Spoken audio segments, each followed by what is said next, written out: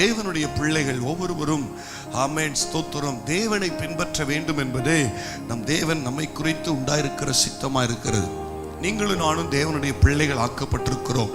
நீங்களும் நானும் அந்நியர்களாக, வெறுக்கப்பட்டவர்களாக, பரலோகத்தின் தேவனுடைய பார்வையிலே புற ஜாதிகளாக, அவரால் ஸ்தோத்திரம் அவரை நெருங்கக்கூடாத ஒரு தூரமான நிலைமையில் விலகி போயிருந்தோம். ஆனால் கர்த்தராகிய இயேசு கிறிஸ்துவுடைய சிலுவையின் இரத்தத்தின் மரணம் நமக்கு பரலோகத்துக்கு இருந்த பகையை, பிரிவினையை உடைத்தெறிந்து இப்பொழுது நம்மையும் பரலோகத்தையும் ஒன்றாக்கி வைத்திருக்கிறது. நம்மை எல்லாவற்றோட மேலாய் கர்த்தராகிய இயேசுவின் நாமத்தை நமக்கு கொடுத்து, இந்த கர்த்தராகிய இயேசுவின் நாமத்தை யார் யார் விசுவாசித்து ஏற்றுக்கொள்கிறீர்களோ நீங்கள் அத்தனை பேரும் தேவனுடைய பிள்ளைகளாகும்படி உங்களுக்கும் எனக்கும் தேவன் அதிகாரம் கொடுத்திருக்கிறார். கர்த்தருக்கு ஸ்தோத்திரம்.